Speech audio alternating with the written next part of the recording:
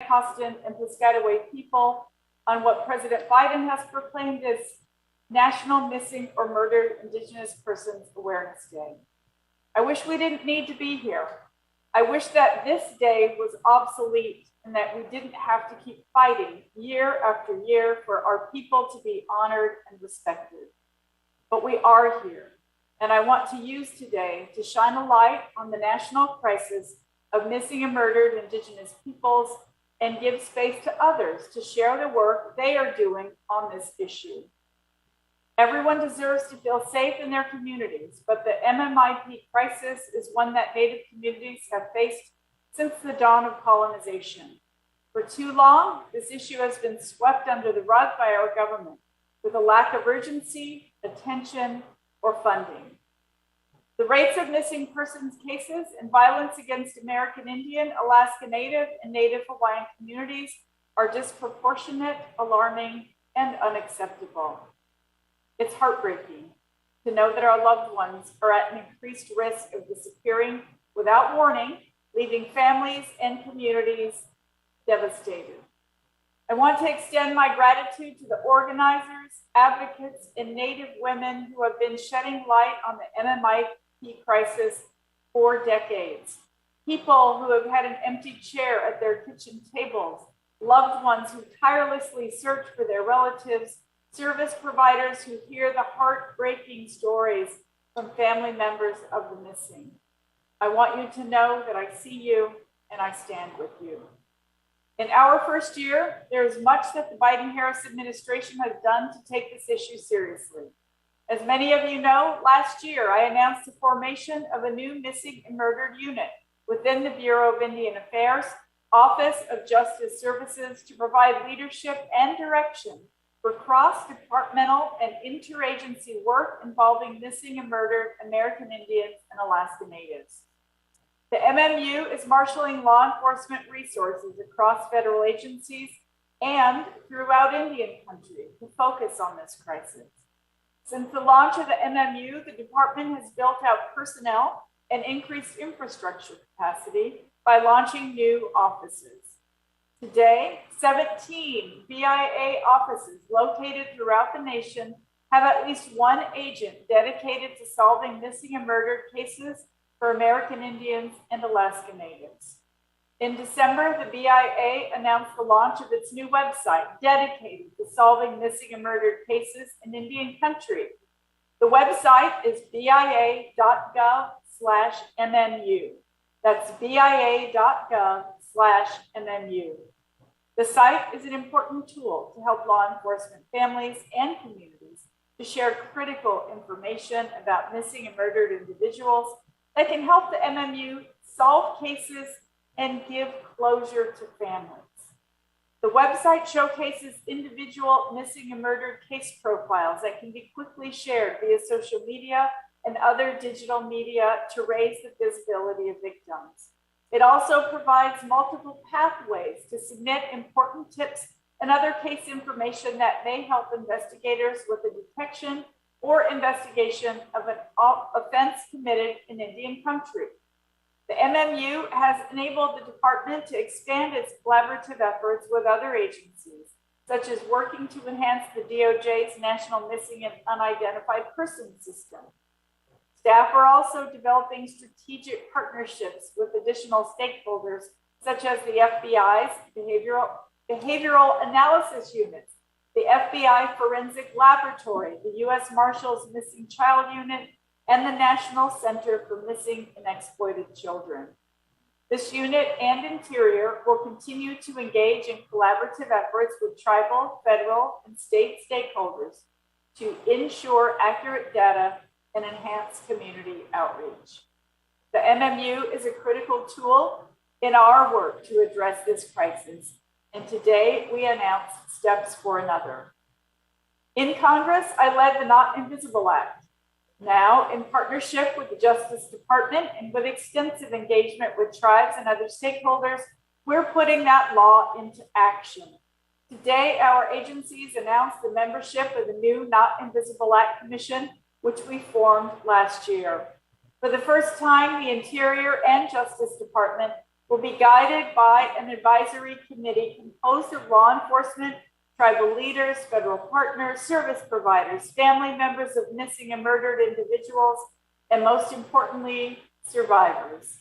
This commission will ensure that we hear the voices of those who are most impacted by this issue. It includes diverse experiences, backgrounds, and geography to provide balanced points of view. The commission will hold hearings, take testimony, and receive evidence to develop recommendations for the federal government to combat violent crimes against Indigenous people.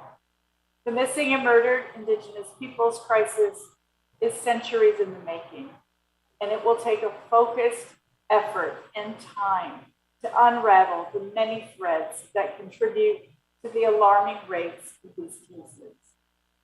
I'm grateful to those of you who rang the alarm and gave a voice to the missing. My heart goes out to the families of loved ones who were impacted by violence. We'll keep working to address this issue, and together, I believe we will provide justice for survivors and families. And now I'll turn the floor over to Deputy Attorney General Lisa Monaco, who will share recorded remarks for today's event.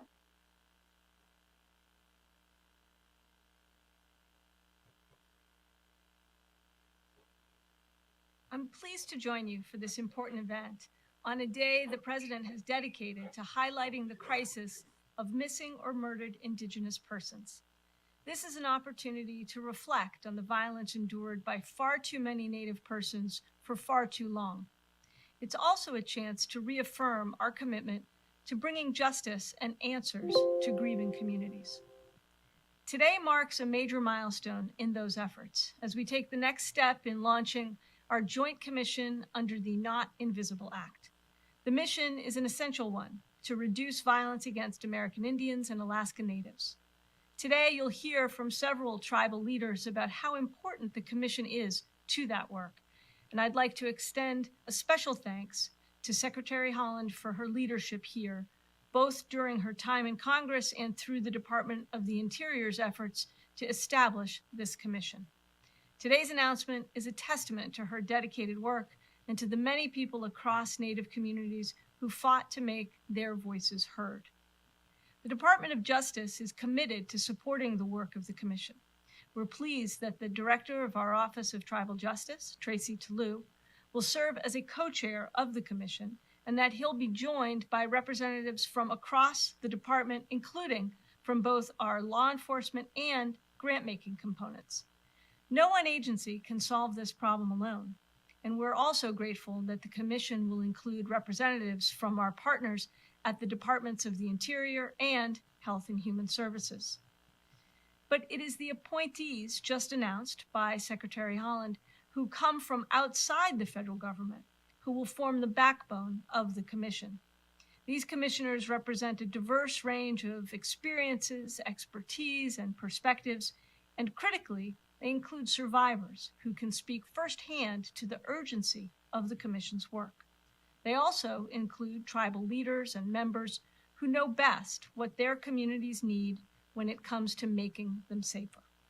The Commission will issue recommendations to both the Department of Justice and the Department of the Interior on how to improve intergovernmental coordination, as well as how to identify best practices for federal, state, local, and tribal law enforcement when responding to the violence directed at American Indians and Alaska Natives.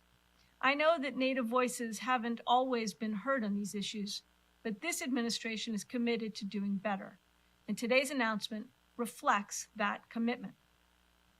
More broadly, the Commission also demonstrates the emphasis that the Biden-Harris administration has placed on addressing the crisis of missing or murdered Indigenous people.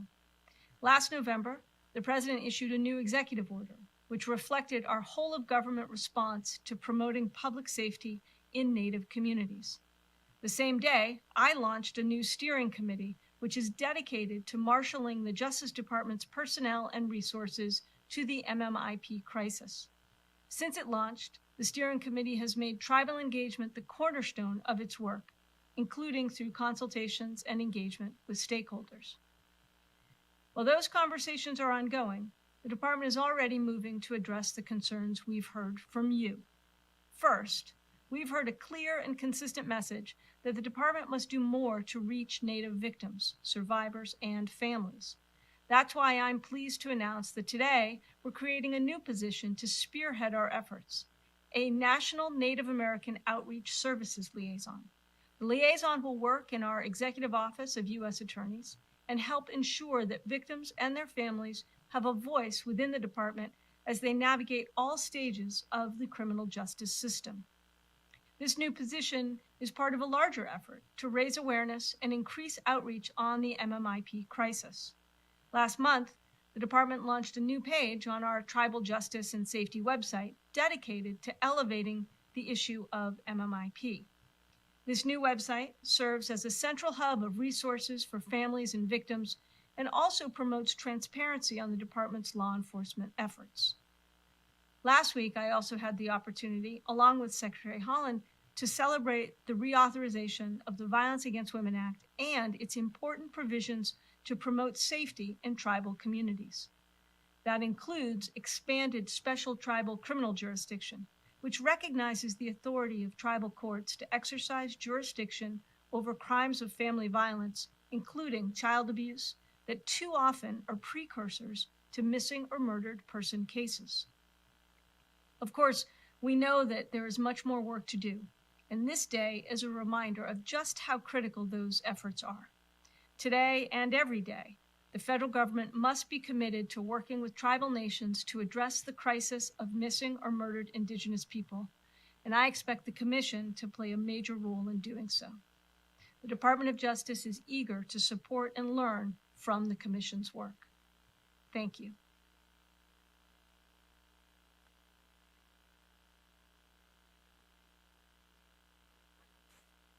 We are so grateful to Deputy Attorney General Monaco and the Department of Justice for their partnership as we move the Not Invisible Act Commission forward.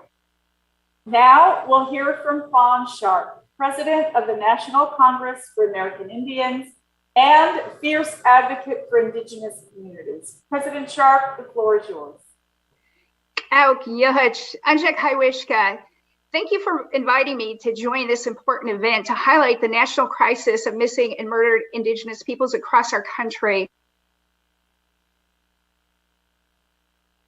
Problem that has been allowed to grow over the years, decades, and centuries due to the limitations that the federal government unjustly placed on tribal nations and our ability to hold non-Indians accountable in the tribal justice system.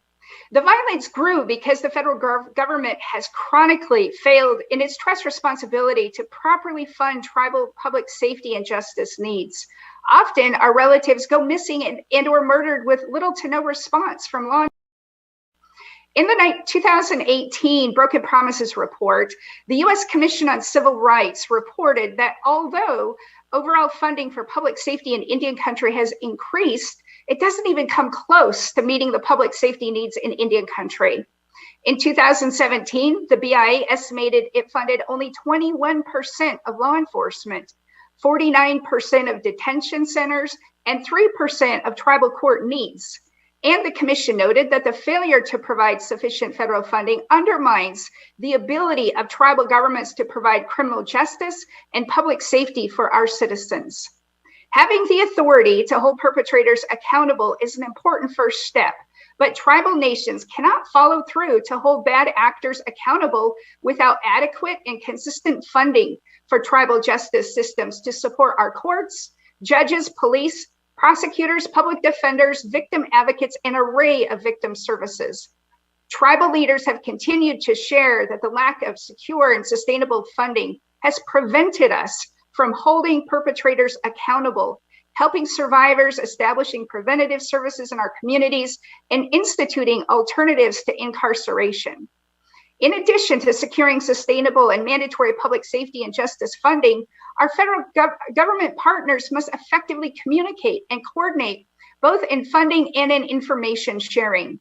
We must take bold steps to fully restore tribal nations' inherent authority to prosecute bad actors and to ensure that the federal government provides steady, equitable, and non-discretionary funding directly to tribal nations for their public safety needs.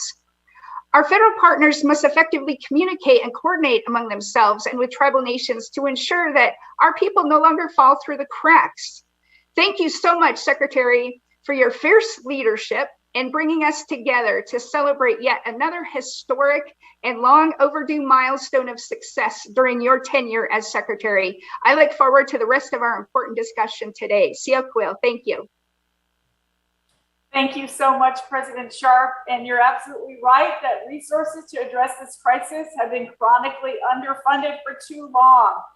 We'll be looking to the Not Invisible Act Commission to guide us on where our federal dollars can be aimed most effectively. President Sharp, this year we made monumental strides with the 2022 reauthorization of the Violence Against Women Act. In your opinion, what steps should we be taking next to continue combating the MMIP crisis? Thank you for that question, Secretary Haaland. The importance and magnitude of the tribal provisions that were passed in VAWA 22 cannot be overstated. It is truly a significant accomplishment that we must celebrate, one that seeks to fully acknowledge our inherent tribal sovereignty and restore our tribal jurisdiction. We must also make sure that VAWA 22 is effectively implemented so that it can be successful all across the Indian country. The federal government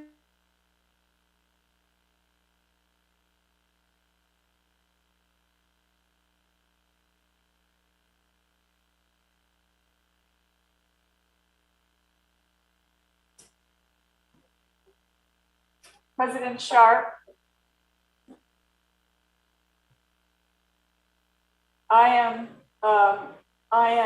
this is such an important message, and we'll give her a half a second to see if she is able to reconnect.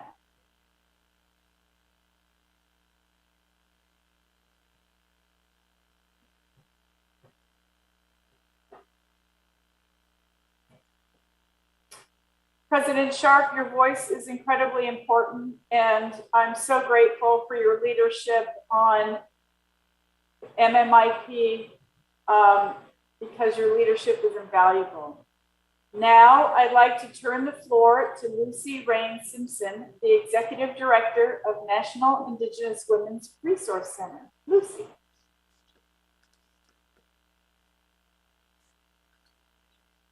I'm needing my camera turned on.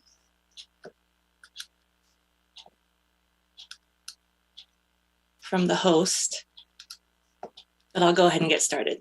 Good afternoon, Yate, Shalusi Simpson, Inishia.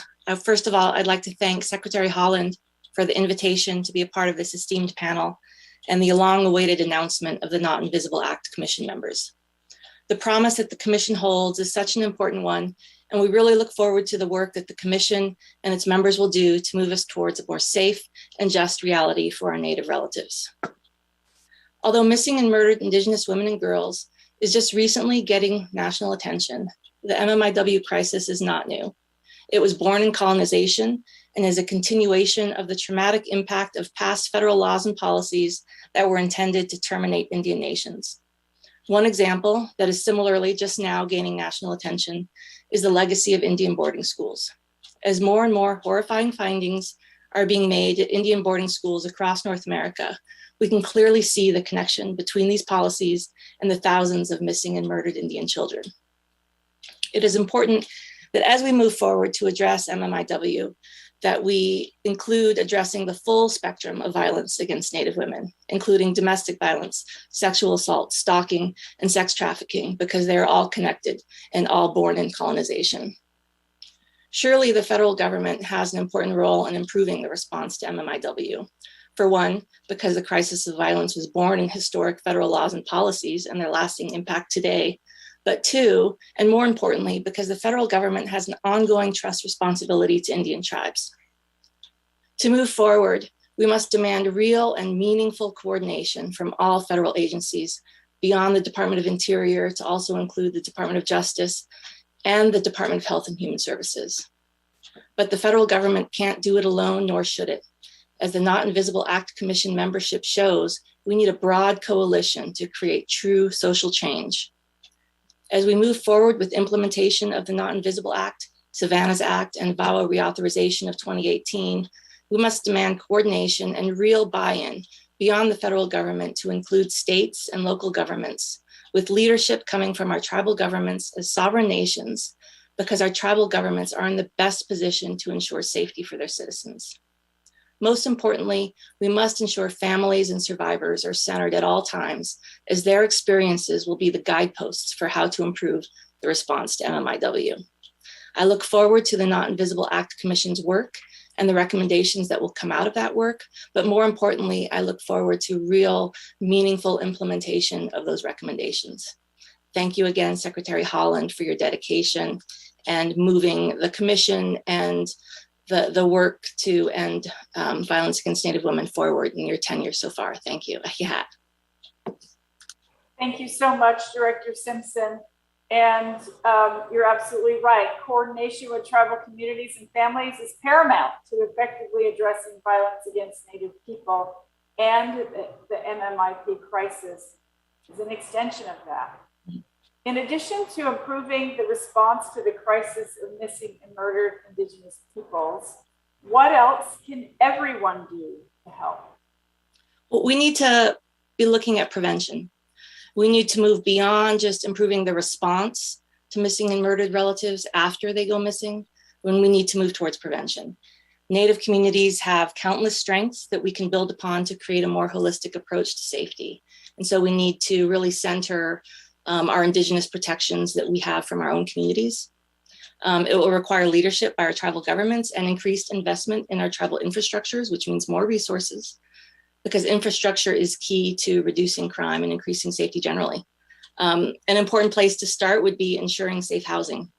The ongoing and historical crisis of MMIW is reflective of the severe shortage of safe housing and the shelter disparity that is experienced by Native survivors of violence. Safe housing is a foundational aspect of prevention. That's why at NIWRC, we've launched a new resource center, the STARS Indigenous Safe Housing Center. The center staff has created a foundational platform of housing and shelter as a non-negotiable human right.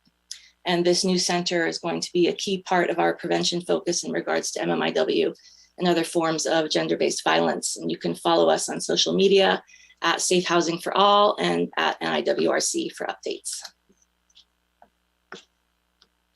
Thank you so much, Director Simpson. I want to thank you and the entire National Indigenous Women's Resource Center for the work you do every day to support families and survivors. Thank you so much for being here with us today.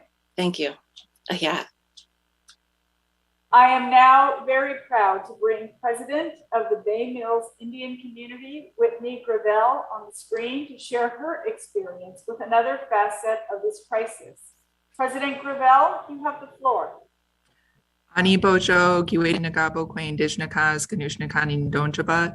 Chimigwich, thank you, Secretary Haaland, for the honor to join today for the announcement of the Not Invisible Act Commission.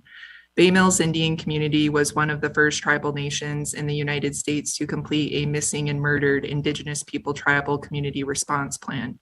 In preparation for the implementation of this plan, we learned firsthand that improving safety in the day-to-day lives of our tribal citizens in Indian country is the responsibility of a broad range of justice institutions, both within and outside of our reservation boundaries. It requires a strong element of cooperation, as improving safety necessitates the involvement of social services, public health providers, tribal and non-tribal policymakers, federal and state officials, and residents of tribal communities, among others. It also requires a broad range of education, as the current spectrum of violence against Indigenous women is intertwined with systematic barriers embedded within state and federal governments. Through the efforts of many women, including those here today, state and local law enforcement agencies are becoming more aware about the issues surrounding missing and murdered Indigenous women, but they do not yet understand the complex jurisdictional schemes that exist for tribes in the United States. They do not yet understand that tribal nations have been denied that ability to prosecute non-Indian perpetrators, and that a lack of resources impedes investigation and help from the federal government, which then prevents tribes and tribal nations from providing Native women, Indigenous women, the protection and the help that they deserve. Although we were able to create strategic partnerships within tribal and state law enforcement agencies in the development of our community response plan, the development of that plan did not come without many lessons regarding the gaping holes in information systems, data collection, and resources available to respond to any case of missing or murdered. Time is a critical element for effective response. It is not days or even hours, but rather only minutes that law enforcement has to save someone. Minutes to alert the appropriate agencies, minutes to investigate and detain or arrest, minutes to identify an individual as missing or as experiencing violence so that then they can be found before they are lost forever. One important tool that could be developed is the creation of a national notification system to close the gap in response to time for tribal law enforcement officials. Bay Mills Indian community in the development of our community response plan has created a partnership with the state of Michigan that would allow tribal nations access to the Amber Alert notification system. But that criteria needs to be modified to allow for more immediate use by tribal law enforcement rather than communication to state law enforcement. Furthermore, the Amber Alert notification system cannot be utilized for adults, which is a majority of missing and murdered cases. A national notification system would also be instrumental in helping tribal nations deal with commercial business operations, extraction industries, and large infrastructure projects where tribal nations are more vulnerable for targeted acts of violence. We must include implementation of that basic human right and elements of human security in all aspects of all industry that touches Indian country. A national notification, a tribal notification system should be part of the Not Invisible Act Commission's final recommendations. And I am so looking forward to the work that team, that commission will be completing. And I want to say miigwech again for being here. Thank you, Secretary Haaland, as well, for your work towards protecting Indigenous women everywhere.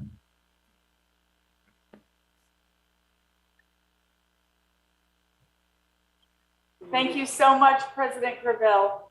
The insights you have about the international pieces of this crisis highlight why the Not Invisible Act Commission is a multi-agency mission. I would love for you to describe some solutions that your community has identified for MMIP issues residing on an international border.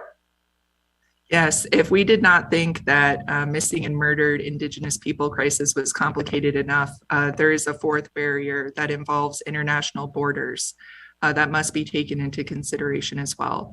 Tribal homelands were artificially divided when the United States, Mexican and Canadian borders were formed, and it cut off Indigenous peoples from their traditional homelands, their relatives, and sacred sites. Currently, more than 24 tribal nations have land within approximately 200 miles of international borders, and 6 tribal nations actually have borders that straddle international border lines. However, we know that borders do not stop crimes and that barriers are invisible as we conduct ourselves.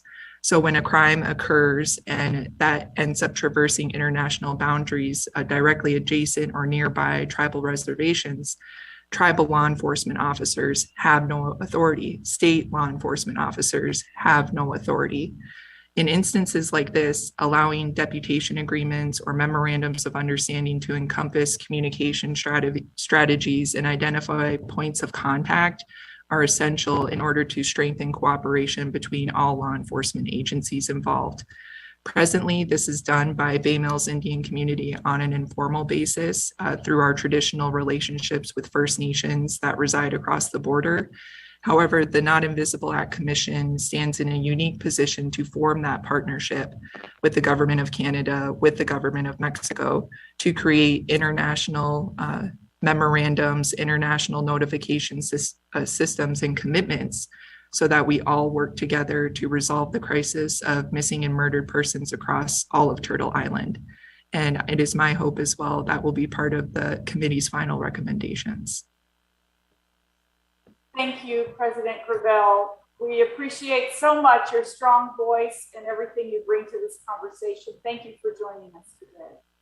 Thank you. And I just want to take a moment, to recognize that we are embracing each other today in healing, and, recognize those grandmothers and mothers and daughters and sisters and aunties, so that the injustices they have suffered will not continue in the future. Miigwech. Thank you very much. Very well said. I'm so grateful you were here. Thank you. I would like to go back to President Sharp. Thank you, President Sharp, for rejoining us. And we understand if you need to keep your camera off in real time, we recognize the infrastructure needs in Indian country. So thank you for getting back on with us, and please continue. Yes, thank you. And that is a case in point on broadband and the importance of broadband connection. I'm here, the homelands of the Suquamish people, and even just a distance from a major city like Seattle, we have broadband challenges in Indian country. The last point I wanted to make was the Departments of Interior, Justice, Health and Human Services, and Homeland Security must coordinate, collaborate, and communicate among themselves and with tribal nations. Each of these four agencies must have a meaningful hand in the approach to address the MMIP crisis, or it will not be effective.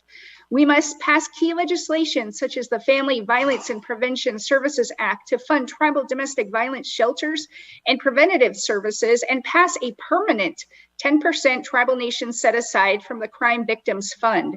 We must ensure that our federal partners fully fund tribal public safety and justice needs, and that this funding is transitioning away from competitive grants to being steady, equitable, and non-discretionary. This starts with the inclusion of these priorities in the president's budget and ends with Congress appropriating that funding. Finally, we must approach the MMIP crisis from a holistic perspective and listen to tribal leaders, survivors, and family members on what are the best ways to address this issue in our communities. We have lost way too many relatives over the years to this crisis. Today's proclamation and our VAWA 22 win are important moments to celebrate.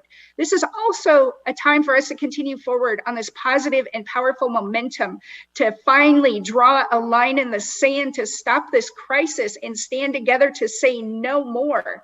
This crisis will no doubt end with our generation. Siakwil, thank you. Thank you so much, President Sharp. Very grateful to have you here today.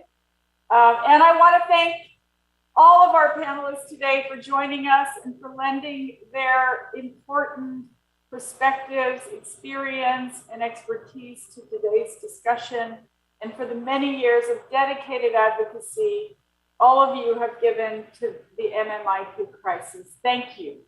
As we continue our partnership with the Department of Justice and the newly announced members of the Not Invisible Act Commission, we will make strides in addressing violence against Indigenous people.